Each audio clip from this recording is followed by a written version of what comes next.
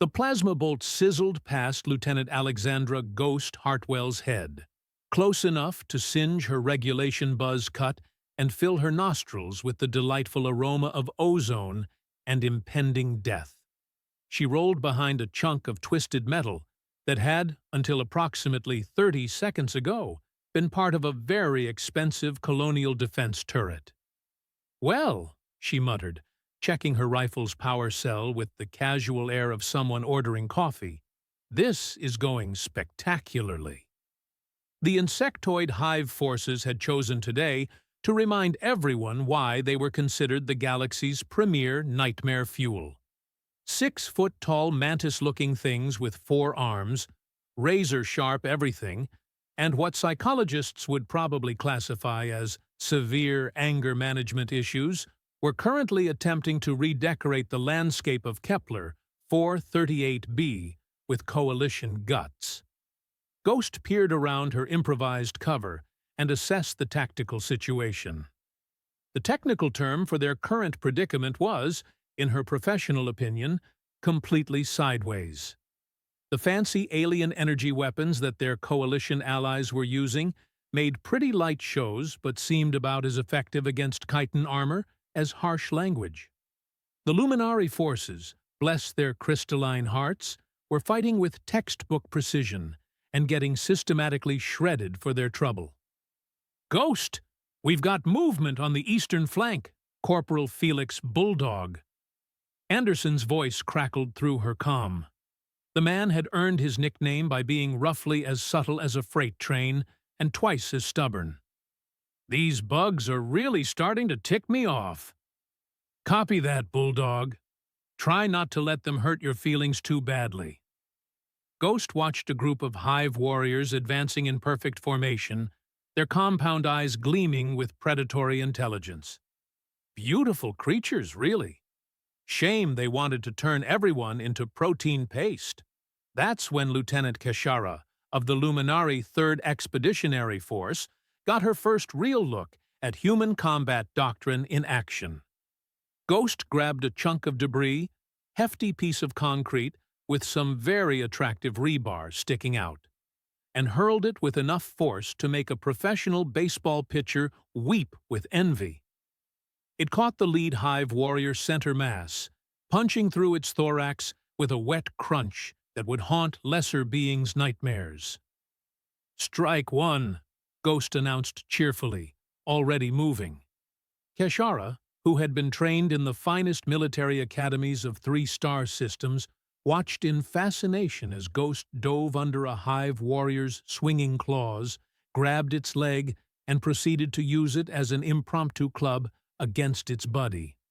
The sound was distinctive, wet, crunchy. The kind of noise that suggested structural integrity was more of a guideline than a rule.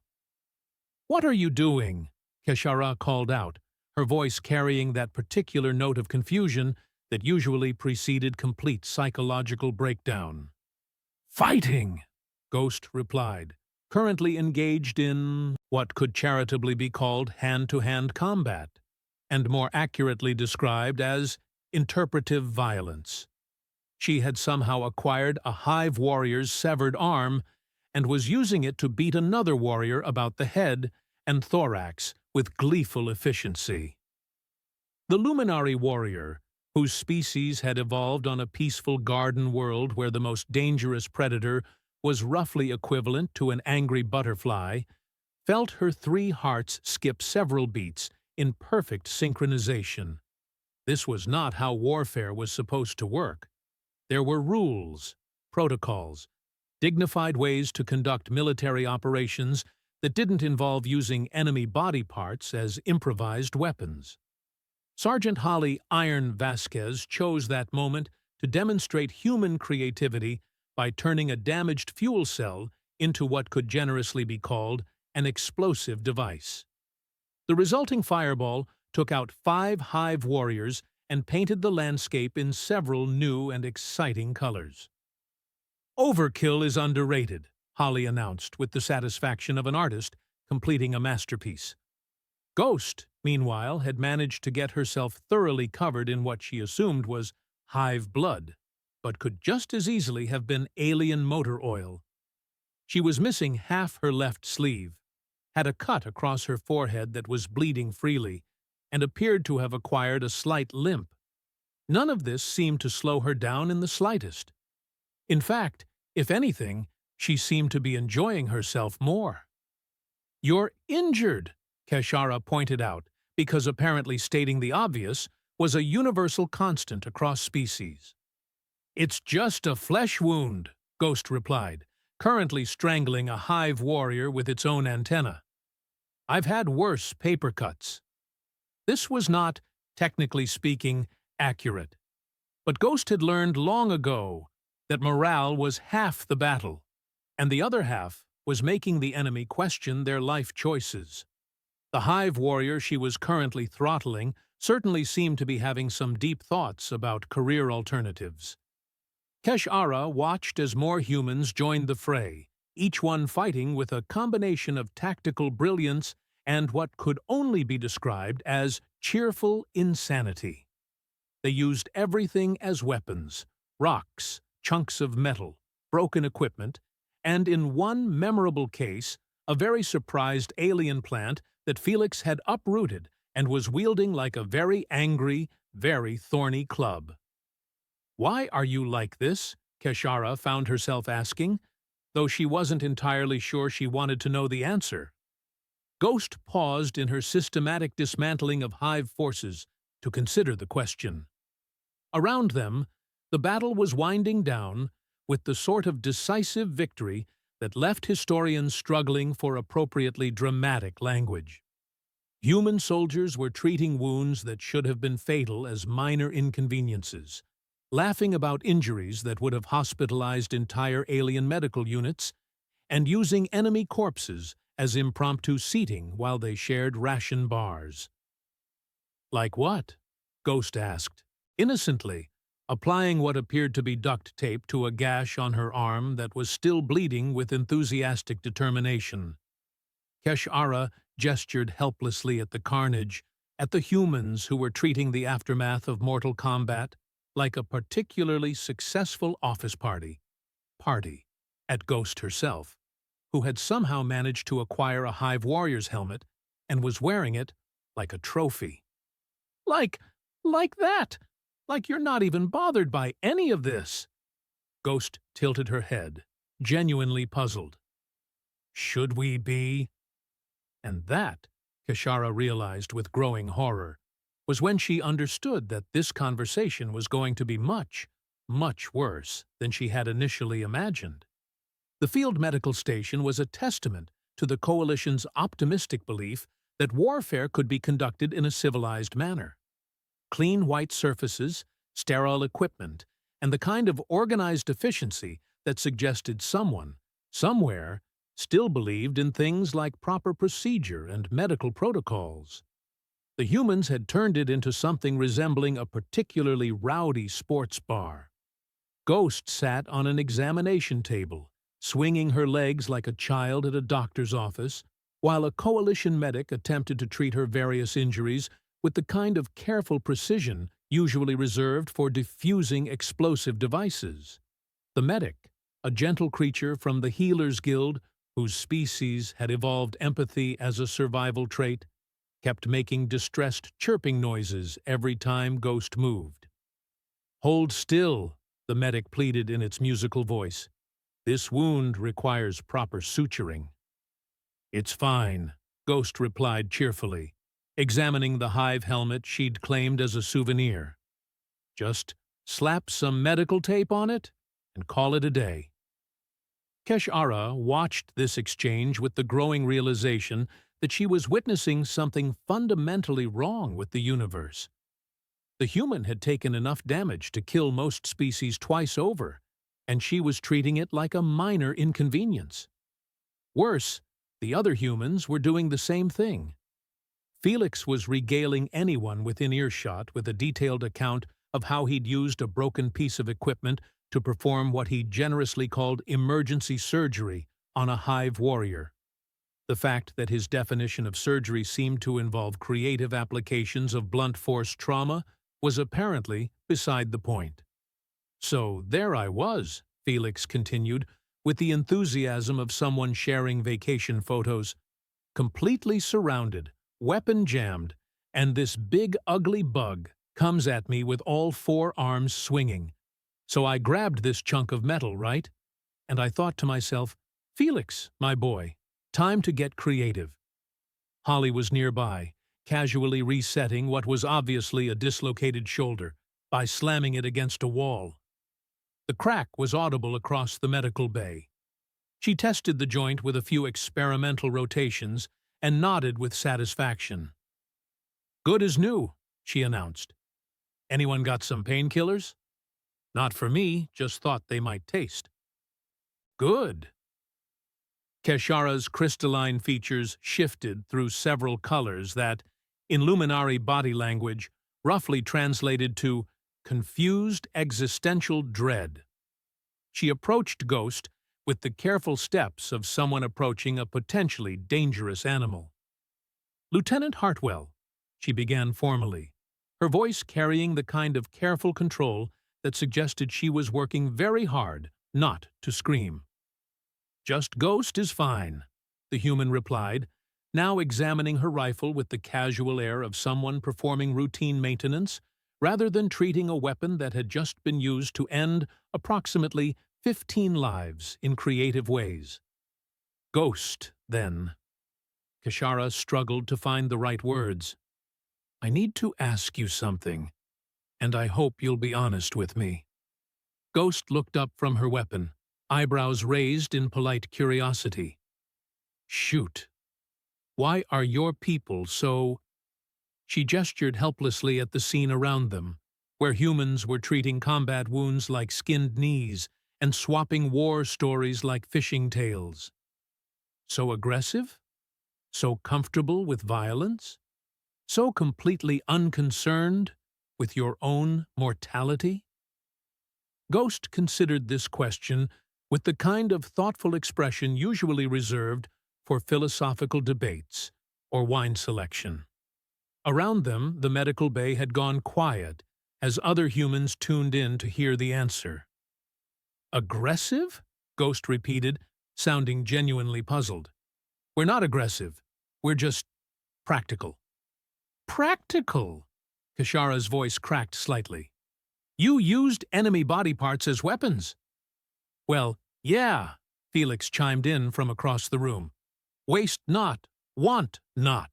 Besides, they weren't using them anymore." Keshara felt one of her hearts skip a beat. "That's not normal behavior."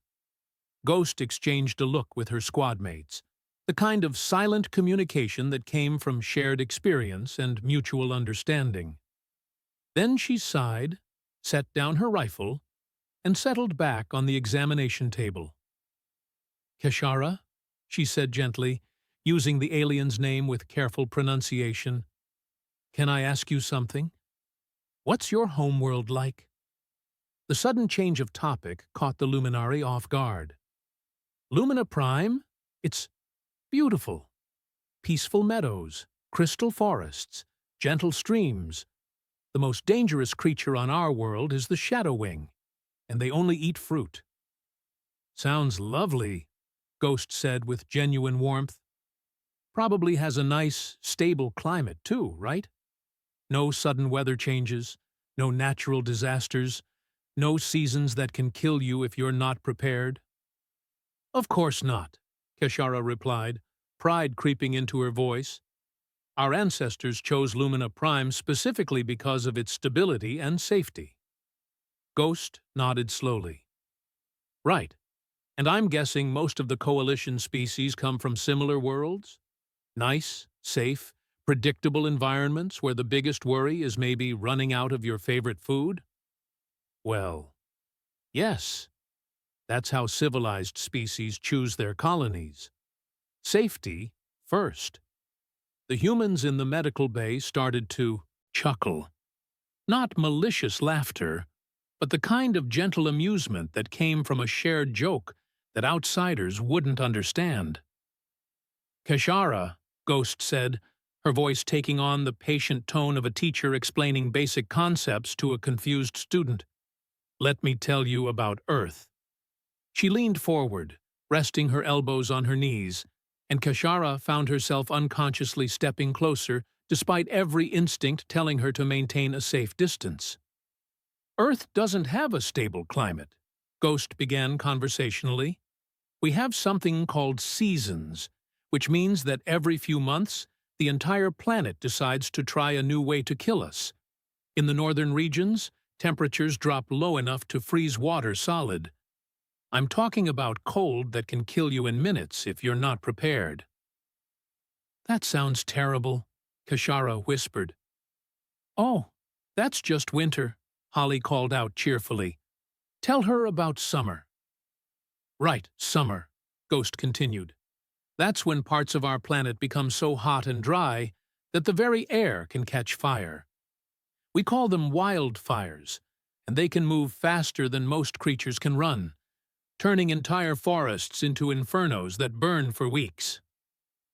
Kashara's crystalline skin was shifting through colors that indicated increasing distress. Why didn't your ancestors leave? Leave, Felix laughed. We evolved there. Earth is our homeworld, and honestly, the weather is the least of our problems. The least?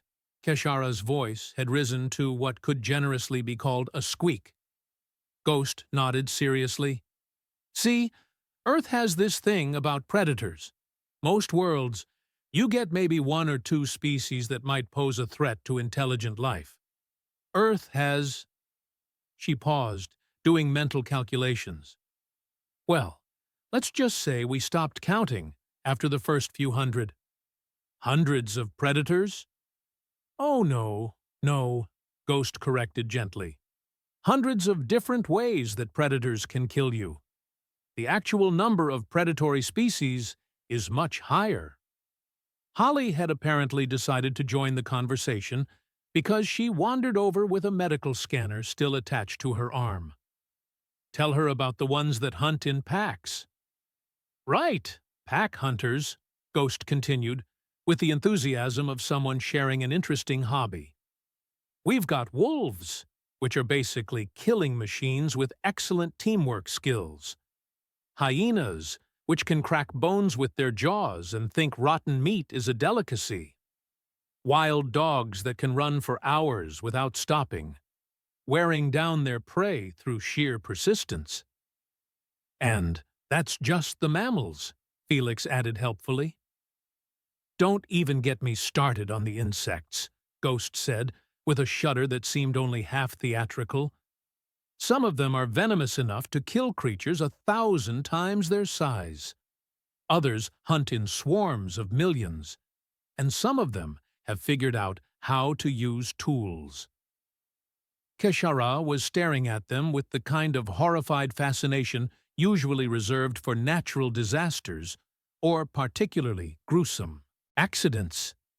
How did your species survive? Barely, Ghost replied with dark humor. And only because we got really, really good at killing things before they killed us. The coalition medic, who had been quietly listening while continuing to treat Ghost's wounds, made a soft sound that might have been agreement, or possibly the alien equivalent of whimpering. But surely, Keshara said desperately, surely your civilization has moved beyond such primitive concerns. Surely you've created safe spaces, controlled environments. The humans exchanged another one of those looks. Keshara, Ghost said gently, what do human children do for fun on your typical Saturday afternoon? I wouldn't know. Play quietly? Study? Create art? They play games like tag, which is basically practice for hunting and being hunted, Felix explained cheerfully. Or hide and seek, which teaches camouflage and tracking skills.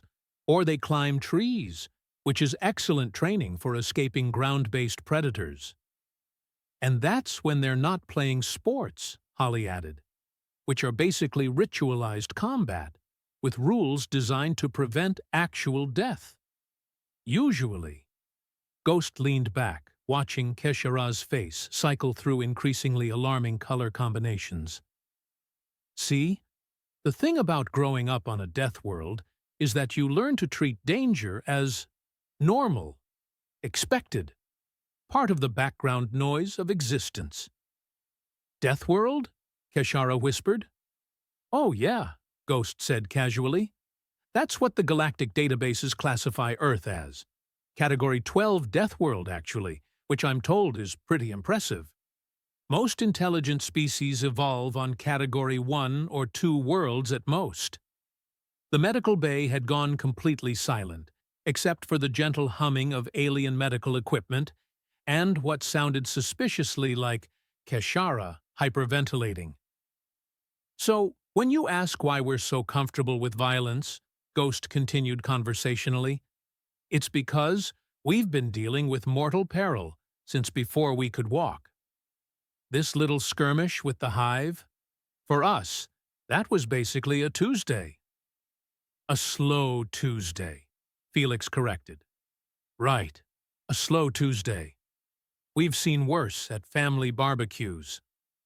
Keshara looked around the medical bay, taking in the humans who were treating potentially fatal injuries as minor inconveniences, sharing stories of creative violence like they were discussing favorite recipes, and generally behaving as if nearly dying was just another item on their daily to-do list. This explains so much, she whispered, and yet somehow makes everything so much worse.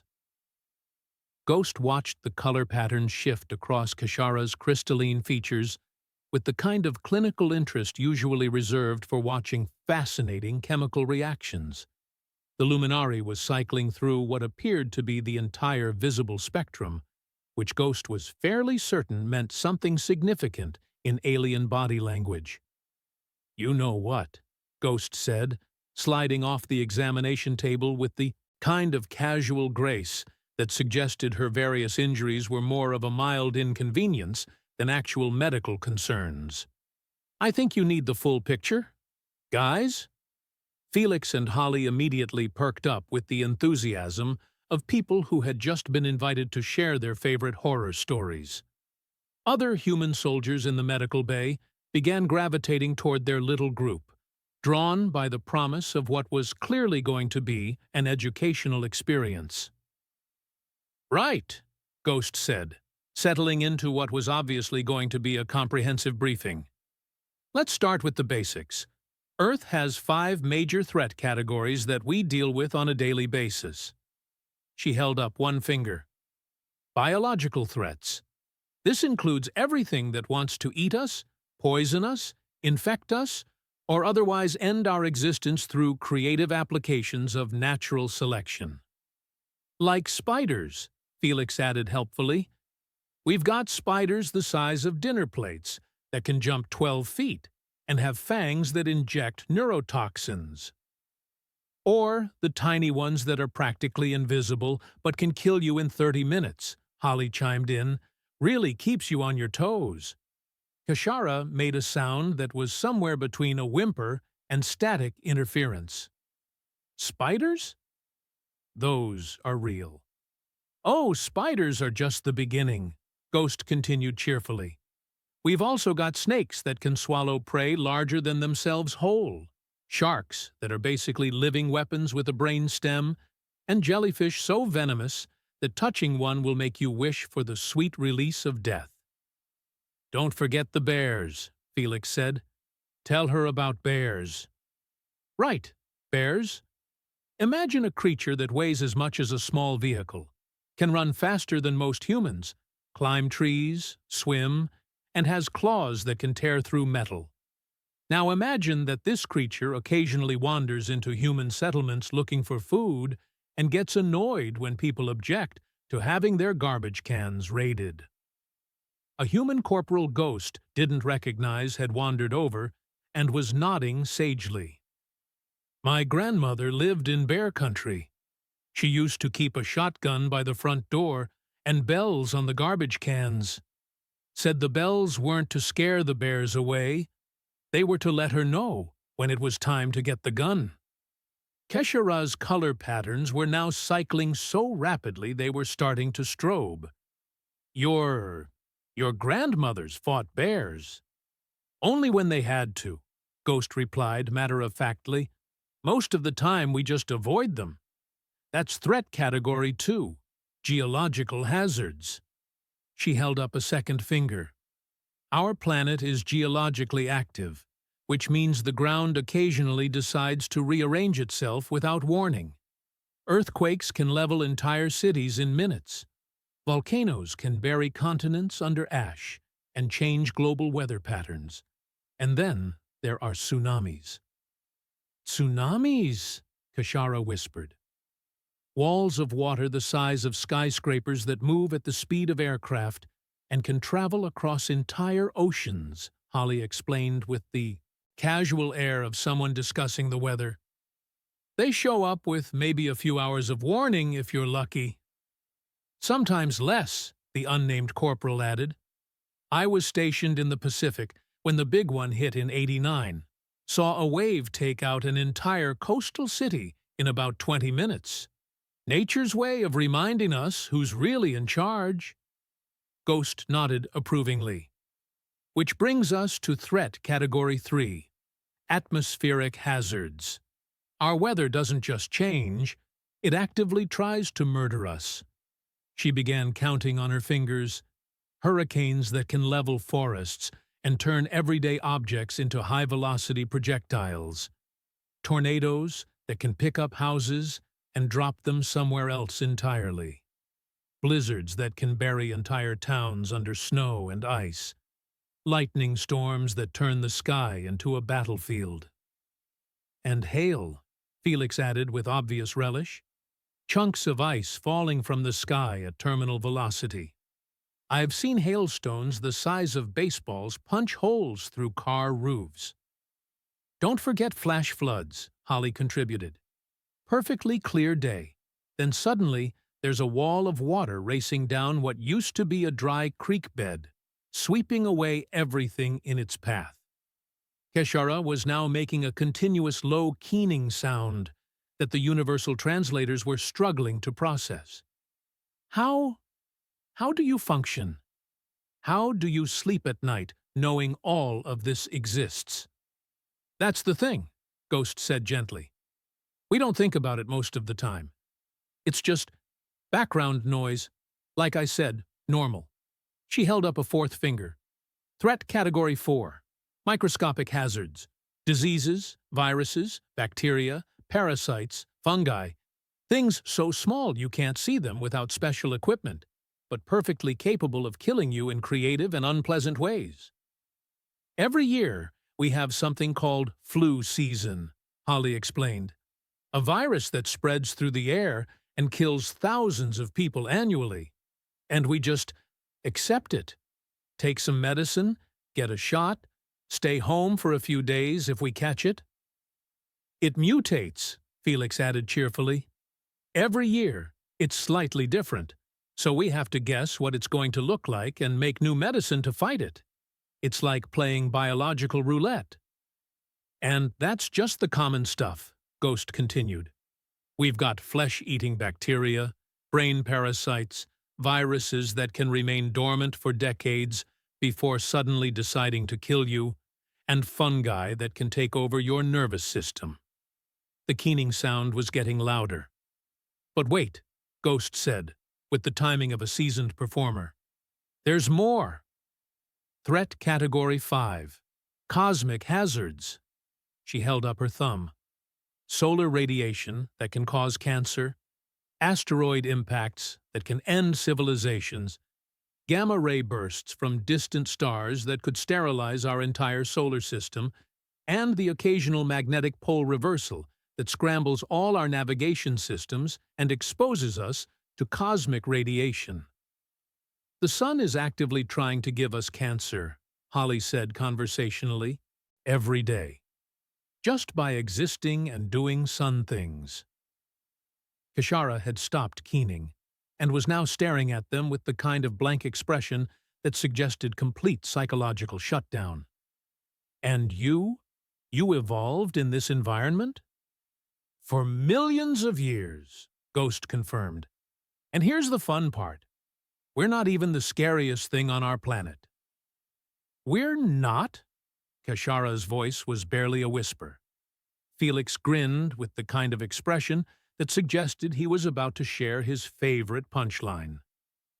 Nope. Want to know what Earth's apex predator is? Before Kashara could answer, Ghost continued, humans. We are the thing that everything else on our planet is afraid of. We took a world that was actively trying to kill us in every conceivable way, and we conquered it so thoroughly that most of the other predators now exist only because we allow them to. We turned wolves into pets, Holly added helpfully. Literal killing machines, and we bred them into creatures that fetch our slippers and get excited when we come home from work. We domesticated aurochs into cattle, wild boars into pigs, and convinced various plants to grow bigger and tastier for our convenience, the unnamed corporal contributed. We didn't just survive our Deathworld, we terraformed it to suit our needs. Ghost leaned forward, her voice taking on the kind of gentle tone usually reserved for delivering terrible news. And here's what really should worry you. We've been bored lately. Bored? Kashara squeaked. Earth got too easy, Felix explained with obvious regret. We solved most of the obvious ways it could kill us. Built shelters that can withstand hurricanes, developed medicine that can cure most diseases, created early warning systems for natural disasters. So we started making our own fun, Holly said. Extreme sports, horror movies, spicy food that causes actual physical pain, competitive activities where the entire point is controlled violence. Ghost nodded sagely. We actively seek out danger for entertainment. We pay money to be scared, to experience simulated mortal peril, to test ourselves against manufactured challenges because our actual environment isn't trying hard enough to kill us anymore. And then, she continued with the kind of dramatic timing that belonged in theaters, we found out there was an entire galaxy full of new and interesting ways to almost die. She gestured around the medical bay, at the aftermath of their recent combat, at the humans who were treating near-death experiences like particularly engaging hobbies. So, when you ask why we're so comfortable with violence and aggression, it's because we've spent our entire evolutionary history learning that the universe is trying to kill us, and the appropriate response is to kill it back. Harder. With style points.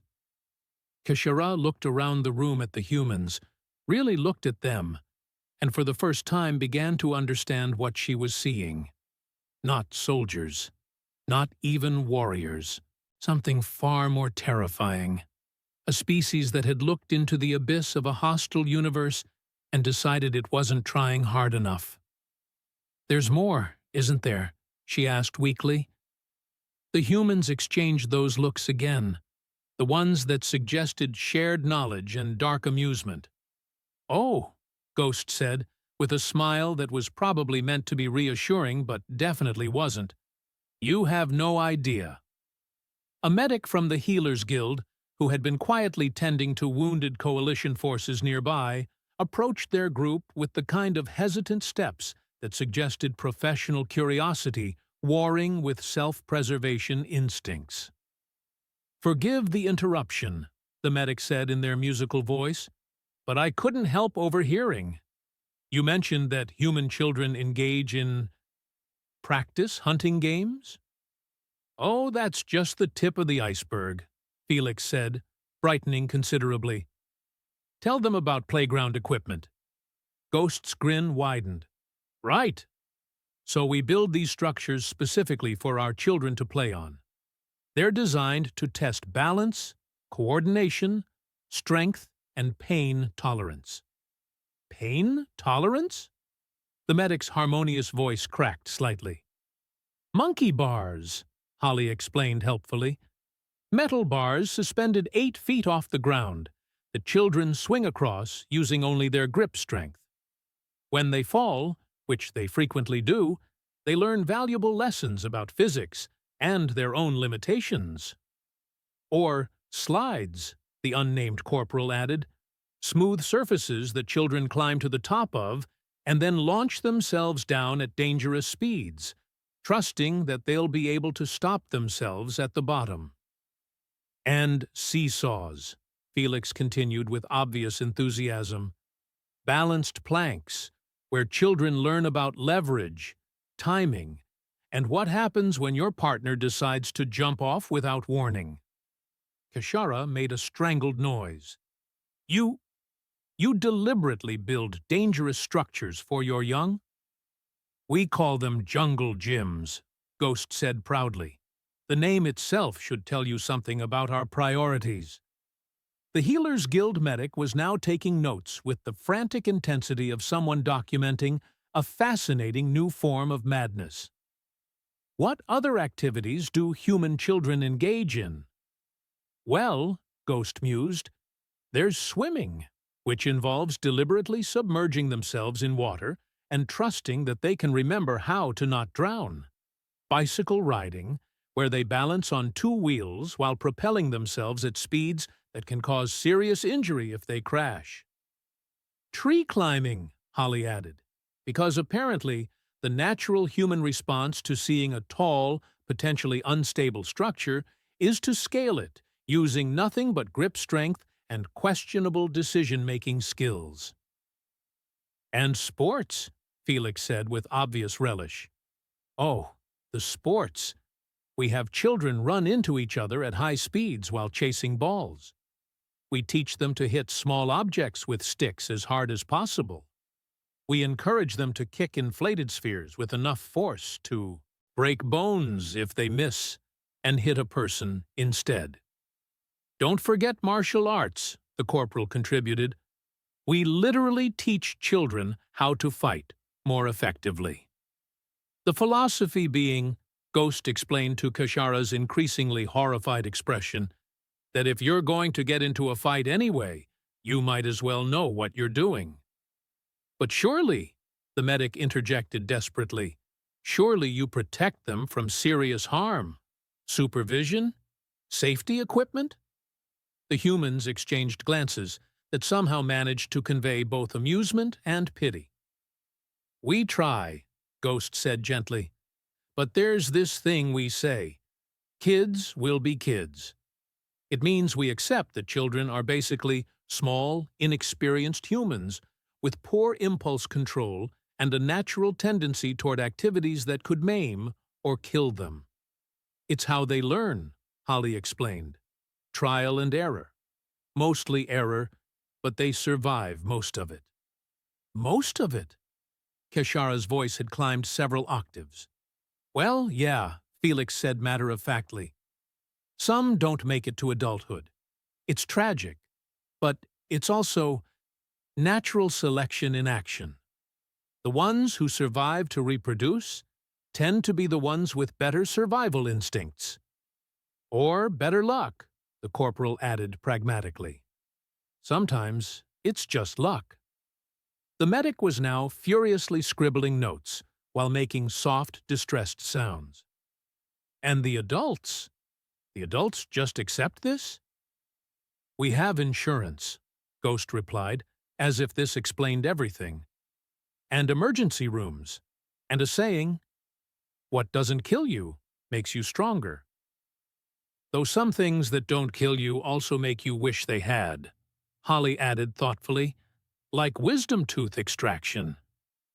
Oh, don't get them started on medical procedures, Felix warned with a grin. Too late.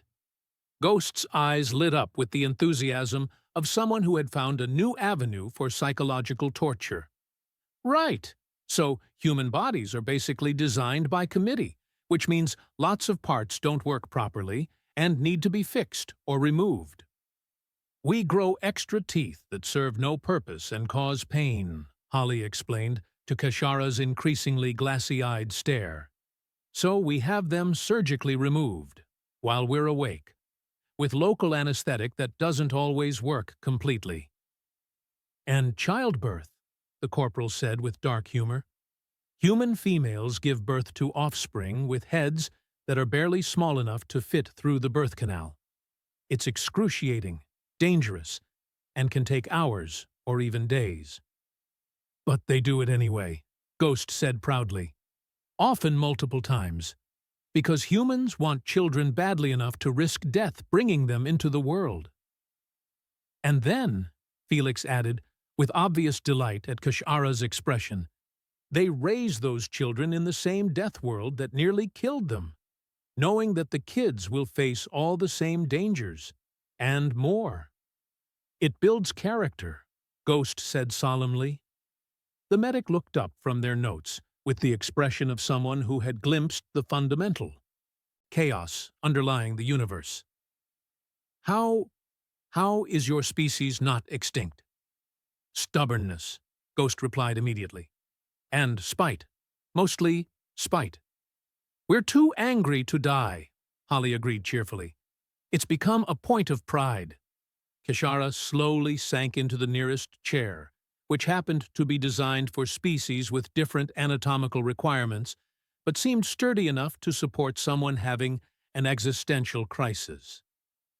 I think, she said in a small, broken voice, I'm beginning to understand why the rest of the galaxy finds humans so unsettling. Ghost watched Kishara process this information with the kind of clinical fascination usually reserved for observing particularly interesting chemical reactions. The Luminari had gone through what appeared to be the entire spectrum of existential dread, and was now settling into a sort of crystalline, thousand-yard stare. But you know what the really funny thing is? Ghost said, her voice taking on the conversational tone of someone about to deliver a punchline that would haunt nightmares for generations. Kishara made a sound that might have been, what? Or possibly just the death rattle of her worldview. We've been going easy on you. The medical bay went completely silent. Even the ambient humming of alien medical equipment seemed to pause in respectful acknowledgement of the cosmic joke that was about to unfold. Easy, Kishara whispered. Oh yeah, Felix said, settling back with the satisfaction of someone who had been waiting for this moment. See, when we joined the galactic community, your people gave us these lovely little pamphlets about civilized warfare, rules of engagement, Geneva Convention equivalent stuff. Proportional response protocols, Holly added helpfully, minimize civilian casualties, preserve cultural sites, fight fair. Ghost nodded seriously. We've been trying very hard to be good galactic citizens, fighting your way instead of our way. It's been educational. She pulled out a small device that looked suspiciously like a data pad and began scrolling through files with the casual air of someone browsing vacation photos. But since you seem so curious about human nature, maybe it's time for a little historical context. Computer, display file designation, Earth military history, greatest hits. A holographic display flickered to life above the data pad, and Kishara found herself staring at what appeared to be archival footage from Earth's past. The first image showed humans in primitive armor, carrying weapons that looked laughably crude by galactic standards. This is from about 3,000 years ago, Ghost explained conversationally. Early human warfare. Notice how they're fighting in organized formations, using tactics, coordination, very civilized. The footage shifted, showing larger battles, more sophisticated weapons, more organized destruction. This is from about 2,000 years ago. Humans had started to get really creative with the whole killing each other thing. Siege engines, psychological warfare, the beginnings of what we like to call strategic thinking. More images flashed by, each one showing increasingly sophisticated methods of organized violence. Kishara watched in growing horror as human warfare evolved from simple combat to something resembling a dark art form. 1,000 years ago, Ghost continued, her voice maintaining that same cheerful educational tone. Humans had figured out chemistry, explosives, firearms, the ability to kill at a distance with precision and efficiency. The footage was now showing battles that made the Hive conflict look like a children's playground dispute. Massive explosions, weapons that could level buildings, tactics that seemed designed less for victory and more for the complete psychological destruction of the enemy. 500 years ago, we started getting really good at the industrial application of warfare. Mass production of weapons, global conflicts involving entire continents, casualty numbers that... Ghost paused, glancing at Keshara's increasingly pale crystalline features. Well, let's just say they were significant. The holographic display shifted again, and now Keshara was looking at footage that made her previous understanding of violence seem quaint by comparison. Weapons that could destroy cities in seconds, conflicts that raged across entire planets, humans fighting humans with a creativity and dedication that bordered on the artistic. 200 years ago, Ghost said, her voice dropping to a more somber tone, we developed the ability to split atoms, nuclear weapons, the power to turn entire continents into radioactive wasteland. The footage showed mushroom clouds rising over devastated landscapes, and Keshara realized she was looking at weapons that could sterilize planets. We used them, Felix added matter-of-factly, twice, just to see what would happen. And then we built thousands more, Holly continued, enough to destroy our entire world several times over. We called it mutually assured destruction. The idea being that if everyone could kill everyone else, maybe nobody would be stupid enough to actually try. Did it work? The Healers Guild medic asked, in a voice that suggested they weren't sure they wanted to know the answer. Mostly, Ghost replied, though there were a few close calls where we nearly ended our own species by accident. Miscommunications, technical malfunctions, that sort of thing. She advanced the display again, and now the footage was showing more recent conflicts. Humans fighting with weapons that looked almost alien in their sophistication, tactics that seemed to blend technology and psychology into something approaching pure nightmare fuel. 50 years ago, we started developing what we call precision warfare. The ability to kill exactly who we want to kill, when we want to kill them, from anywhere on the planet, with minimal collateral damage. And information warfare, the unnamed corporal added. Psychological operations, the ability to destroy enemies without ever firing a shot, just by convincing them that resistance is futile. Ghost nodded approvingly. We got very, very good at breaking things, including each other. She closed the display and looked directly at Keshara, who was now making a continuous low keening sound that the universal translators had given up trying to process. But here's the thing that should really keep you awake at night, Ghost said gently. Everything I just showed you, all of that creativity, all of that innovation, all of that perfectly refined talent for organized destruction? She paused for dramatic effect. That was humans fighting other humans. The most dangerous, most adaptable, most successful predators our planet ever produced. We spent thousands of years in an evolutionary arms race with ourselves, constantly developing new and better ways to kill the smartest, most dangerous opponents we could find. Each other, Keshara whispered. Each other, Ghost confirmed. And we got so good at it that we nearly drove ourselves extinct multiple times. The only reason we survived was that we kept deciding, usually at the last possible moment, that maybe we should try cooperation instead of competition. Felix leaned forward with the enthusiasm of someone sharing a favorite anecdote. My great-grandfather used to tell stories about something called the Cold War. 40-plus years where the two most powerful human nations pointed enough nuclear weapons at each other to end civilization, and just waited, seeing who would blink first. Nobody blinked, Holly added. They just kept building more weapons until someone finally said, "This is stupid," and started talking instead of shooting. And that, Ghost said, settling back with the satisfaction of someone delivering the ultimate punchline, is why we're so comfortable with violence. It's not that we're naturally aggressive.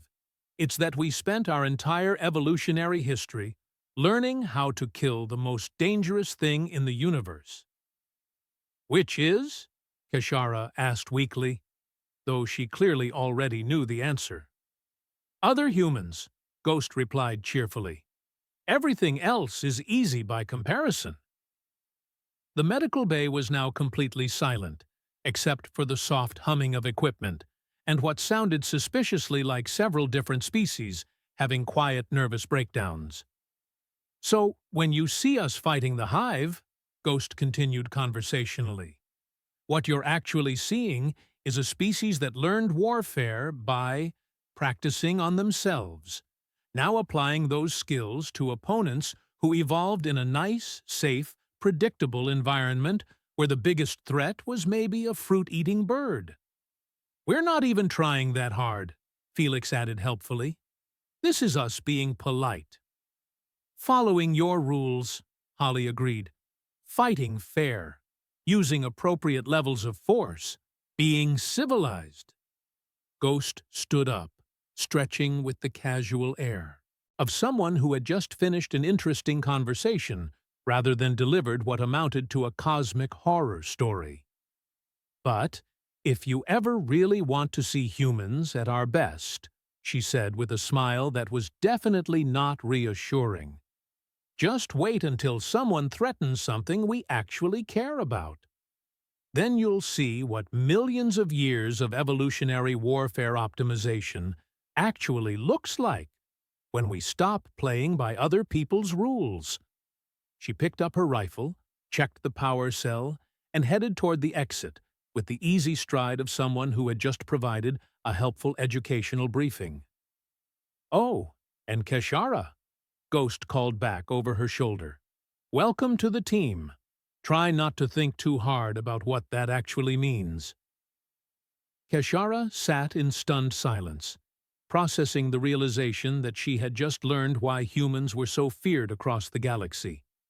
Not because they were naturally violent or aggressive, but because they were the ultimate survivors of a cosmic-level experiment in evolutionary warfare. And somehow, impossibly, she found herself looking forward to their next mission together, even if she'd never sleep properly again.